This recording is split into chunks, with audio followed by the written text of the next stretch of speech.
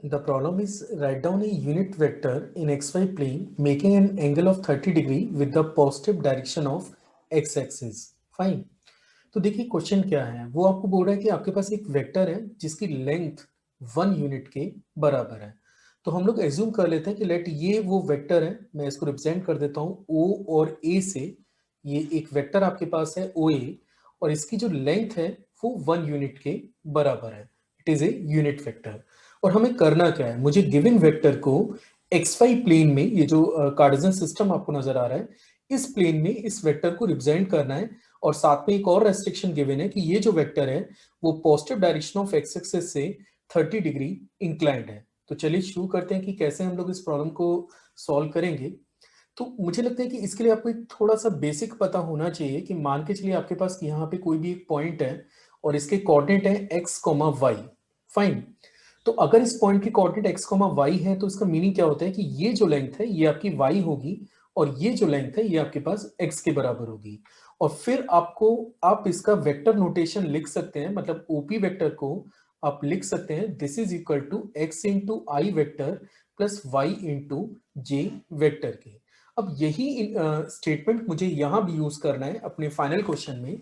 अब आप यहां पे देखिए, मेरे पास एक वेक्टर है OA, एक वेक्टर हमारे पास OA है और ये positive direction of x axis से 30 डिग्री इंक्लाइंड है। तो हमने क्या किया, A से positive direction of x axis पे एक परपेंडिकुलर मैंने प्लॉट कर लिया है और लेट फीट को हम लोग रिप्रेजेंट कर देते हैं M से। तो मेरा टारगेट ये है कि अगर मुझे AM की लेंथ पता लग जाए जो कि Y होगी और अगर मुझे OM की लेंथ पता लग जाए जो कि X होगी, तो फिर मैं OA को इजीली रिप्रेजेंट कर सकता हूं। और जैसा कि आपको ध्यान होगा कि क्वेश्चन में ऑलरेडी मेंशन है कि OA की जो लेंथ है वो 1 यूनिट के बराबर है। तो चलिए शुरू करते हैं।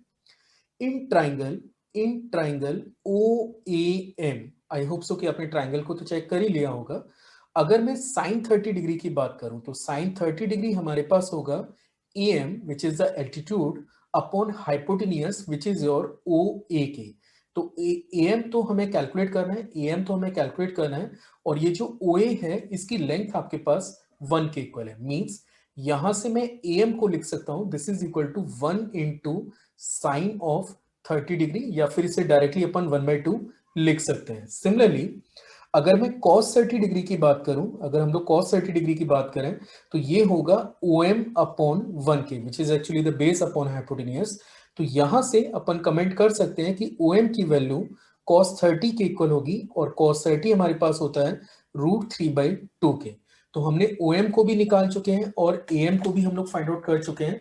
अब हम लोग इजीली OA वेक्टर को रिप्रेजेंट कर सकते हैं। तो OA वेक्टर जो कि रिप्रेजेंट किया जा सकता है OM into i vector plus AM into j vector के।